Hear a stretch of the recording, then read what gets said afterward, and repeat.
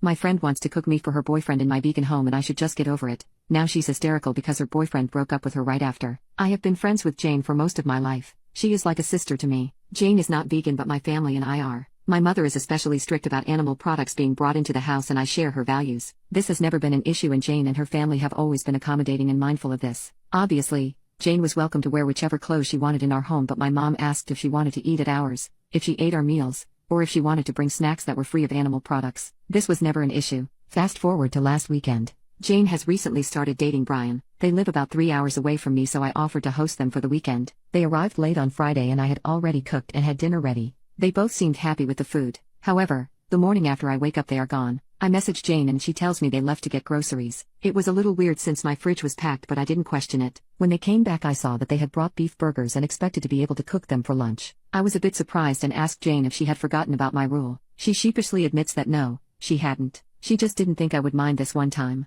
Brian is one big question mark. I thought about dropping it but it made me uncomfortable. She went behind my back and put me in an awkward position with her new partner. Not just because I didn't like the food myself. I pulled her aside and told her as much and she begged me to drop it. She hadn't told Brian about my boundaries on this because they are embarrassing. I reiterated that the boundaries were still in place and kindly asked her not to cook the food in my home. I offered to go out and get plant-based burgers instead but she doubled down and called me a weirdo and stuck up. This was a shock to me because never in my 20+ years of knowing her has she ever mentioned this being an issue and to be honest her words hurt. I told her to please pack her stuff and leave. She stormed off and told Brian they were leaving. She later texted me calling me an asshole for embarrassing her. Brian, bless his heart, had absolutely no idea about what was going on. I don't blame him for bringing the food into my house but Jane should have known better. I feel bad about the fight. I know my rules are not conventional and likely feel strange and inconvenient to those who have different dietary requirements. With that said, no one is forced to stay at my house and my boundaries are clear. I don't know if I should have dropped this or not. Update: I host dinner parties for friends and family on the regular. My guests know to expect fully vegan meals. I'm a rather good cook though I say so myself and take pride in my dishes. I regularly do full Indian dinners, Mediterranean,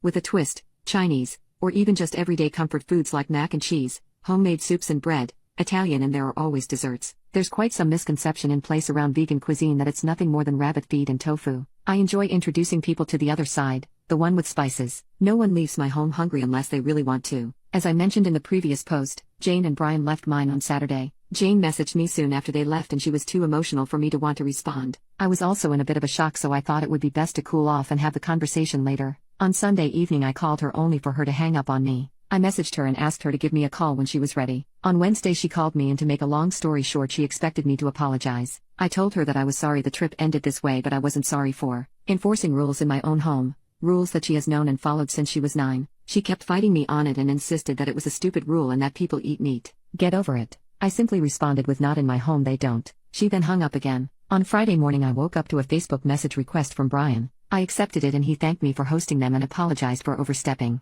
I assured him that he did nothing wrong and that if Jane hadn't told him there was no way for him to know. As a side note, I cooked spaghetti bolognese for them on Friday and apparently, he didn't even realize it wasn't vegan. Perhaps I should have told him it was but according to Jane, he had no allergies so I just cooked and served. They both enjoyed the meal. Afterward, we had sorbet and black coffee, and no comments there either. Brian then told me that she had indeed told him. Side note in case this is confusing, Brian didn't respond with this information until after I had posted my first post. He works long hours and we wrapped up our Friday chat last night when he had time to chat. The morning after I slept and they woke up before me and helped themselves to breakfast in my downstairs kitchen. He had asked for milk in his coffee and she told him I only had oat. That sparked a conversation and she told him I'm vegan. According to him, he didn't mind. He then suggested that they go out and shop for lunch and cook for us. During that shopping trip, he suggested burgers and Jane said it was fine. They got beef and got me plant-based sausages. Once they arrived at mine and he saw how uncomfortable I was he realized that Jane hadn't been honest, hence him looking like a walking question mark. I can only imagine how uncomfortable he must have felt standing like this in someone else's home with nowhere else to go and no real rapport with the homeowner. At this point in the conversation I was getting upset. Jane had knowingly put us into this position and embarrassed everyone. There was no need for this and if Brian is to believe then he had no problem with eating vegan for the weekend. I thanked him for contacting me and told him I'd have a word with Jane. He asked me to let him have a word with her first to make sure there was no misunderstanding on his part. Well apparently Brian wasn't happy with this either and he broke things off with Jane today. She called me absolutely hysterical this morning and told me that they had had a massive fight last night that lasted well into the morning. He stormed out and told her it was over. I tried my best to console her but she is very hurt and shocked. I told her to get some sleep and call me again later in the day. Around 4 p.m. she called me again and apologized. She didn't get into the nitty-gritty of the fight but it turns out that their relationship, albeit short, has been on shaky legs for a couple of weeks. She admitted that she does indeed think I'm a little stuck up for my rules but doesn't say anything since it's never been a real inconvenience for her. Wanting to keep Brian happy, she just went along with his suggestions at the grocery store and hoped I'd make an exception. She's angry with us both for going behind her back to discuss it, but after I sent her the conversation I had with Brian, she said she understood. So that's where we are right now.